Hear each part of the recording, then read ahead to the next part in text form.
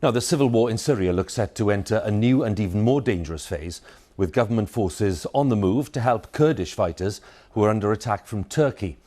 Now, Turkish forces crossed into Syria last week. The Turkish government regards the Kurdish fighters as terrorists and wants to occupy a buffer zone reaching 20 miles into Syria. The Kurds have now turned to Syria's President Assad for help.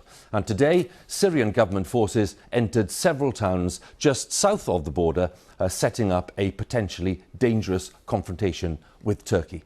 Our international correspondent, Ola Guerin, joins us now from the Turkey-Syria border. Well, within the past half an hour or so, President Trump has announced sanctions on Turkey over its offensive in northern Syria. He accused Ankara of threatening peace, stability and security. Now, his critics would say that he set all of this in motion when he withdrew US observers from positions on the border behind me, paving the way for the Turkish invasion. Earlier today, President Erdogan of Turkey said his operation would continue until what he called the ultimate victory was achieved, and his troops are moving towards the border again tonight. In the international community, there is now a growing sense of crisis.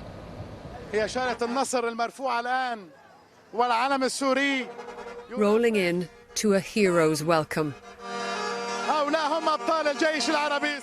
Troops of the Assad regime handed a victory without firing a shot, arriving today in the strategic town of Ain Issa. Look who's back. The Kurds say they had to do a deal with the regime after Washington left them alone to face a Turkish invasion. The choice, they say, was compromise or genocide.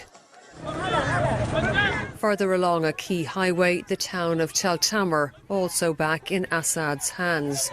Loyalists resurfacing. I've kept this picture hidden for years, waiting for this day, he says. But for other Syrians, this about turn is a painful blow.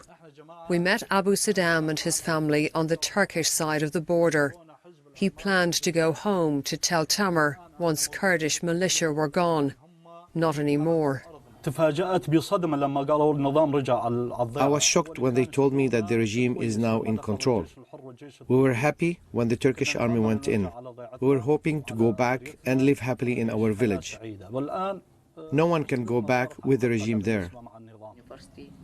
His young relative Mohammed wants to study medicine in the UK. He can't see a future in his homeland. I think this idea is impossible because I think the Syrian war is endless. Does that make you feel sad? I'm feeling sad for my country, for my people, but what I can do for them. And this is the latest phase in the endless war.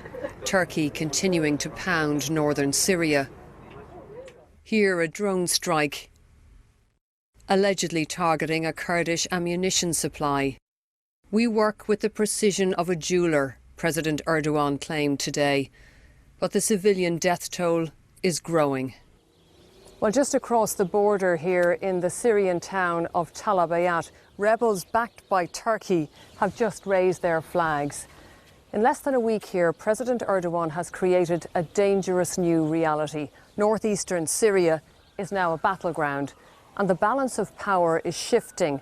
American troops are pulling out. Syrian troops are moving in. The Turkish leader is unrepentant. And what of Islamic State prisoners being held by the Kurds? Turkey claims it found an empty prison in Talabayad. It's accusing the Kurds of setting IS detainees free to create chaos. But Turkey has opened the door to a dangerous escalation here. And there are fears the situation could move rapidly out of control. Orla Guerin, BBC News, on the Turkey-Syria border. Meanwhile, 3 young children believed to be British who featured in our reporting yesterday are safe following the Turkish airstrikes, according to the charity Save the Children. Their parents are thought to have died fighting for the Islamic State group. Our Middle East correspondent, Quentin Somerville, met the children in the camp and discovered they'd been taken to safety. Let's talk to Quentin now. I suppose the question is, Quentin, where are they and what's happening to them?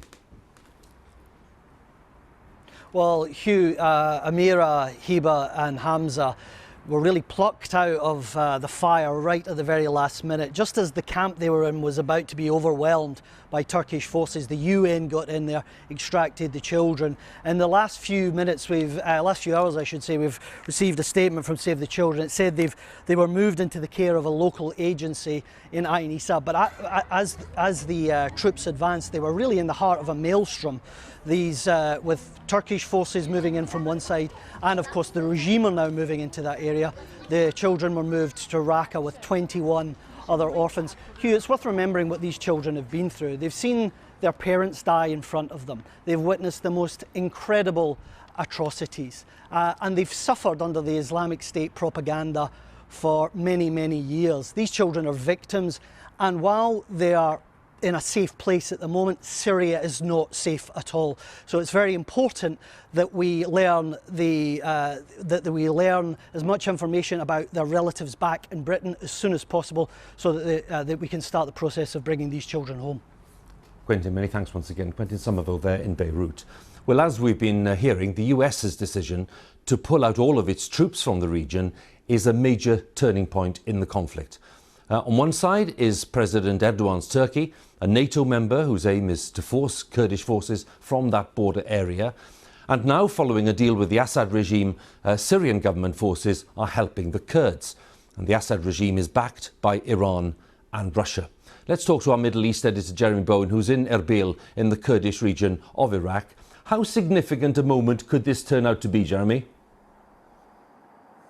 You know, it's been a really significant 7 days, only that time since that first announcement by President Trump that he was going to pull out American soldiers. And in that 7 days, the war map of Syria has been transformed. The Americans have dumped their allies, the Syrian Kurds.